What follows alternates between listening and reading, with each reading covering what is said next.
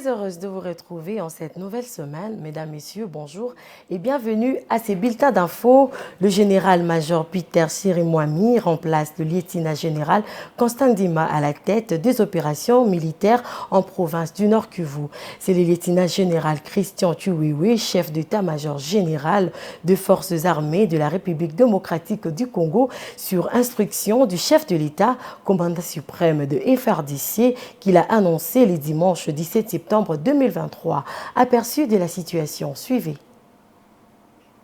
Contrairement à ce qui se dit, le lieutenant-général Constant Ndima n'est pas encore démis de ses fonctions de gouverneur militaire de la province du Nord Kivu en état de siège. Son remplacement relève d'une formalité purement administrative que l'on pourrait comprendre comme un intérim qui sera assumé par le désigné, c'est-à-dire le général-major Chirimwami Kuba Peter. Cette nuance a été énoncée par le lieutenant-général Christian Chiwewe, chef d'état-major général de FARDC, sur instruction du chef de l'État Félix Tshisekedi, commandant suprême de FARDC qu'il a rendu public le dimanche 17 septembre 2023. Cette instruction du commandant suprême de FARDC, pour raison de conduite efficace des opérations, prend soin d'éviter la vacance d'un poste aussi stratégique et délicat par ces temps d'insécurité dans cette partie de l'Est du pays. Convoqué pour consultation à Kinshasa après les incidents tragiques de Goma, incidents qui ont coûté la vie à plusieurs civils, le lieutenant-général Constant Ndima est encore en consultation. Ainsi, c'est une personnalité bien connue de l'armée, le général-major Chirimwami Kuba Peter,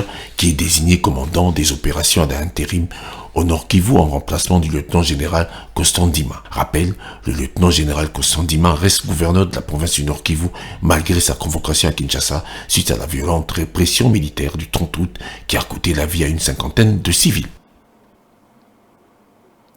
Les femmes bénéficiaires du programme de la gratuité de la maternité et des soins de santé de nouveau-nés admises à l'hôpital général de référence de Djili ont présenté leur satisfaction au président de la République, Félix Antoine Tshisekedi, pour ce programme combien salutaire. Elles ont par ailleurs plaidé pour la résolution de la situation des infirmiers et sages-femmes en grève il y a près de 2 semaines, car l'absence de ces professionnels de la santé met en cause l'accès à des soins de santé appropriés. Jocelyne Massiala a évité Pandjou pour le reportage. Elles font partie des femmes exemptées de leurs obligations de paiement des frais liées à la maternité et aux soins de santé de leurs bébés. Sont là les femmes qui viennent de donner vie à l'hôpital général de référence de Djili. Elles ont palpé du doigt à la gratuité de la maternité et aux soins de santé des nouveau-nés. Un programme lancé par le chef de l'État dans le but de lutter contre la mortalité maternelle et des nouveau-nés devenus monnaie courante. Plein d'émotions, ces dernières ont exprimé leur gratitude à l'endroit du président de la République pour cette œuvre salutaire, mais elles l'ont également invité à s'investir personnellement pour une solution adéquate à la problématique de la grève des infirmiers, une situation qui handicape la bonne mise en pratique de ce programme.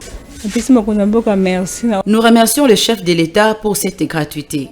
Seulement qu'on paie les infirmiers afin qu'ils puissent bien faire leur travail. Ce sont eux qui assurent notre soin de santé. La santé, c'est la vie. Les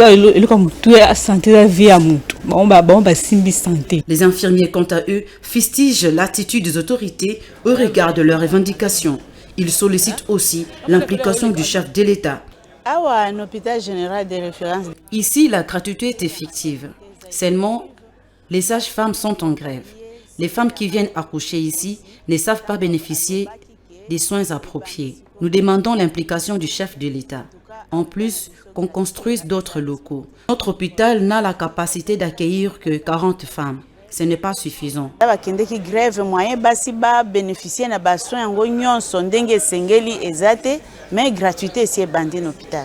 Au total, 10 hôpitaux sont alignés à ces programmes de gratuité dans la commune de Djili. Sur les 320 que compte la ville de Kinshasa, ces programmes vont devoir s'étendre dans les prochains jours sur toute l'étendue du territoire national. On enregistre plusieurs cas d'incidents routiers dans la province de Kinshasa. Cela va des embouteillages monstres aux accidents de circulation. Le premier accusé dans ces désordres sont les policiers de circulation routière. Cependant, ces derniers rejettent la faute aux conducteurs qui, pour la majorité, ne maîtrisent pas le code de la route. Policiers de circulation routière contre conducteurs, une confrontation de tous les jours dans la ville-province de Kinshasa. Suivez.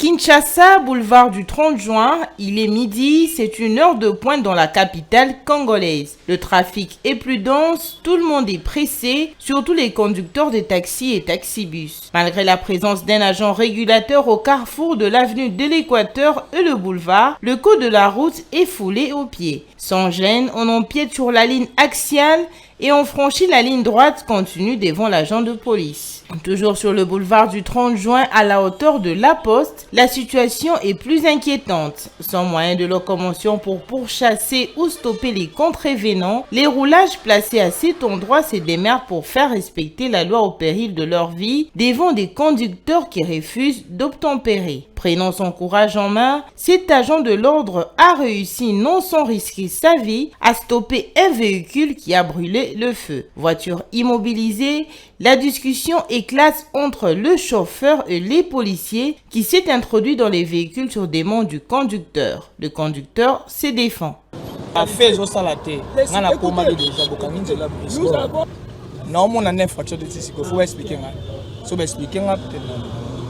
Ce roulage est habitué à recevoir toutes sortes d'explications. Il estime que les raisons souvent avancées par les conducteurs pour justifier les faits qu'ils brûlent le feu ne sont pas fondées. S'il n'a pas vu l'agent, c'est parce que le conducteur n'a pas respecté la distance entre les véhicules.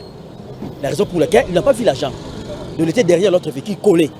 Alors s'il avait respecté la distance derrière le véhicule, il devait avoir l'argent. L'affaire s'est finalement réglée loin de la caméra. Mais toutes les interpellations ne sont pas toujours fondées. Les conducteurs accusent la police de procéder parfois à des interpellations arbitraires, ce qui provoque souvent des embouteillages. Selon cet usager de la route, ancien de la Commission nationale de prévention routière, la majeure partie de conducteurs congolais ne savent pas interpréter les signaux routiers. À Seattle, quand le véhicule approche de la bande piétonnière, à 100 mètres déjà, il diminue la vitesse pour montrer aux piétons que c'est votre droit.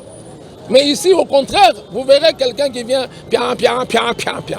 Dans la circulation routière, le respect des intersections et des priorités permet d'établir un ordre de passage. Ne pas les respecter peut entraîner des accidents graves. Les conducteurs sont appelés à respecter la priorité et la police est appelée à réguler la circulation selon les principes.